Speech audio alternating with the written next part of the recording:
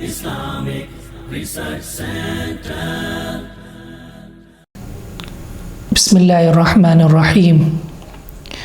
محترم سامعین و ناظرین، ہمارا معاشرہ اس وقت فحاشی عریانی اور بے راہ روی کی دلدل میں پھنس چکے ہے. بے حیائی فحاشی عروج پر ہے، لیکن افسوس اس بات پر ہے کہ جب یہی بے حیائی اور فحاشی خود ساختہ عید میلاد النبی میں سامنے آئے تو پریشانی بڑھ جاتی ہے. یاد رکھیے، یہ دین اللہ رب العزت کو سب سے پسندیدہ دین ہے، اور یہ محمد الرسول اللہ صلی اللہ علیہ وسلم اور آپ کی اصحاب کی محنتوں سے پھیلا ہے، اور انہوں نے اپنی زندگیاں صرف کر دی ہیں اس دین کی اشاعت کے لیے، اس دین کے ابلاغ کے لیے. رسول رحمت صلی اللہ علیہ وسلم کو کون سی پریشانی اس دین کی اشاعت کے لیے نہیں آئی؟ آپ کے اصحاب نے کون سا ظلم برداشت نہیں کیا؟ اپنا علاقہ چھوڑا، اپنے رشتہ داروں کو چھوڑا، بیٹیوں کو مصائب آئے.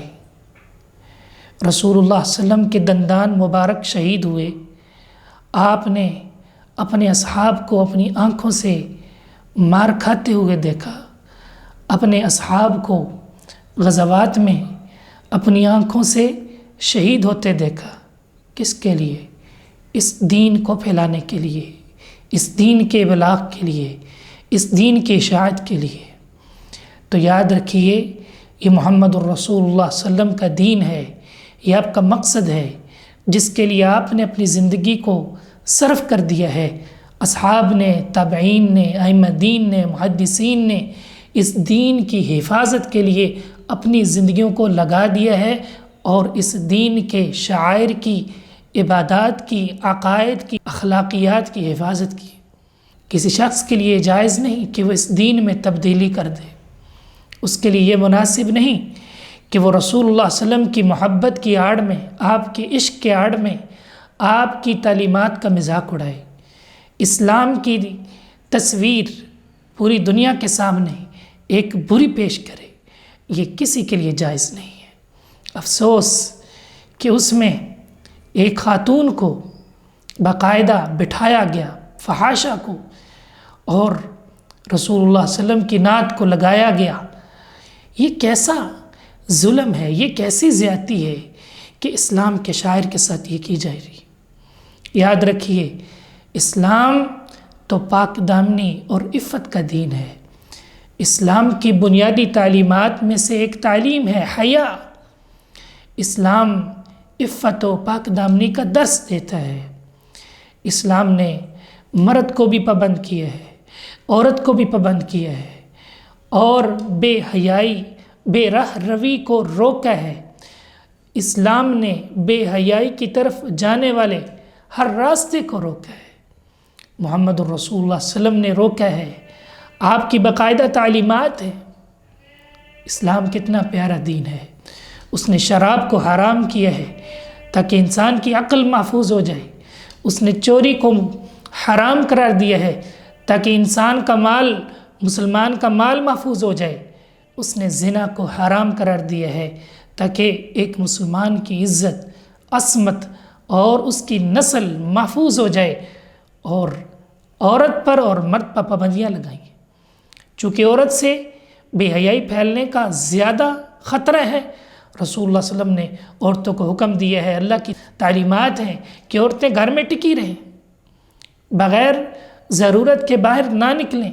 جب نکلیں تو حجاب میں نکلیں، حجاب پہنیں، اور پھر اپنی نظروں کو جھکائیں.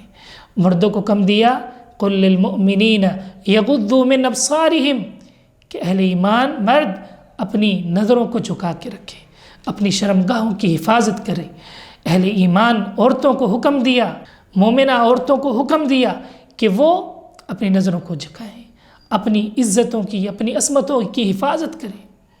کوئی باہر سے پوچھے، دروازہ کھٹکھٹائے تو فرمایا اس سے نرم لہجے میں بات نہ کرو، سخت لہجے میں بات کرو۔ اسلام نے ہر اس راستے کو جو بے حیائی کی طرف جاتا تھا اس کو روک دیا، بے حیائی کا سدباب کیا ہے، بے حیائی کو روکا ہے اور حیا کا درس دیا ہے۔ رسول اللہ صلی اللہ علیہ وسلم نے فرمایا کہ دیکھنا یہ آنکھوں کا زنا ہے، پکڑنا یہ ہاتھ کا زنا ہے، بات کرنا یہ زبان کا زنا ہے۔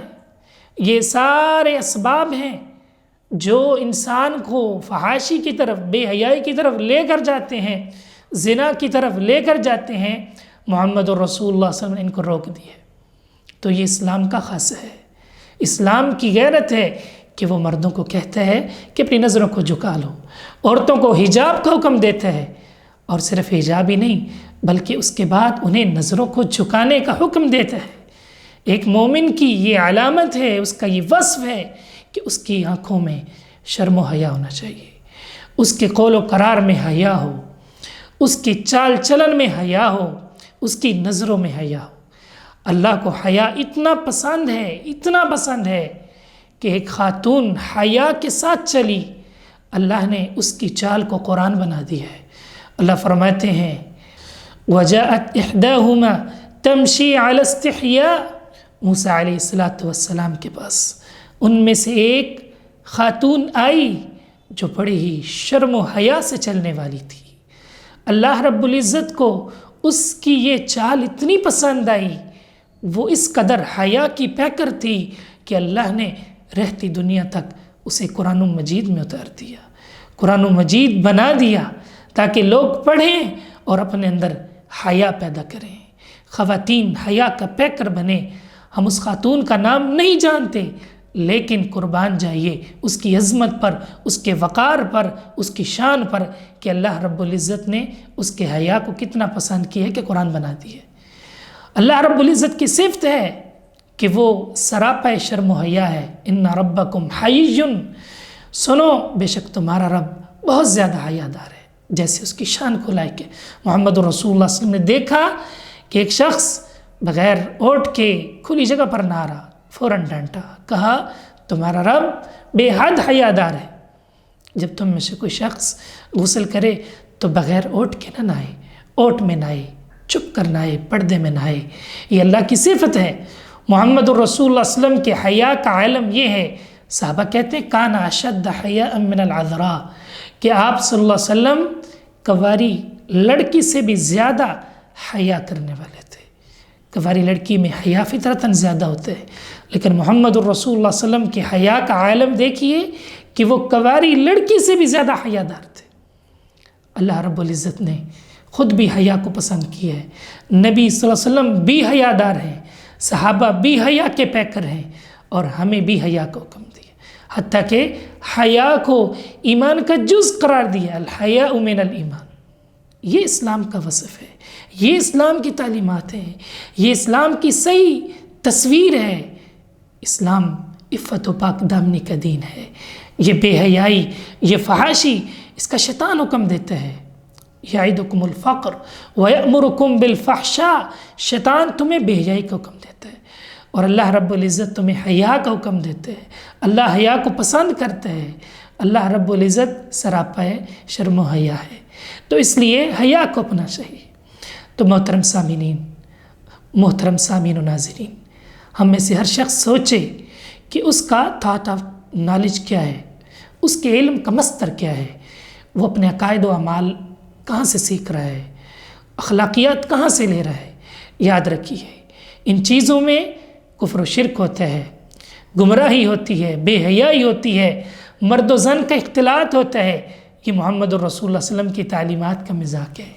آئیے اپنے عقائد کی حفاظت کیجیے، اپنے اعمال کی حفاظت کیجیے، اپنے اخلاقیات کی حفاظت کیجیے، دین کو صحیح مصادر سے سیکھیے، اہل علم سے رابطہ کیجیے، اپنے دامن کو بدعات سے بچائیے، اور ہر شخص پابند ہے کہ وہ توحید کو پھیلائے، سنت کو پھیلائے، بدعات اور شرک سے بچے، خود بھی دوسروں کو بھی بچائے، اور معاشرے میں بے رہ روی اور فحاشی کو روکے، خود بچے، دوسروں کو بچائے، اور زبان کے ساتھ اچھے انداز میں دلائل کے ساتھ اور روکے۔ اللہ رب العزت ہمیں کتاب و سنت پر عمل پیرا ہونے کی توفیق عطا فرمائے۔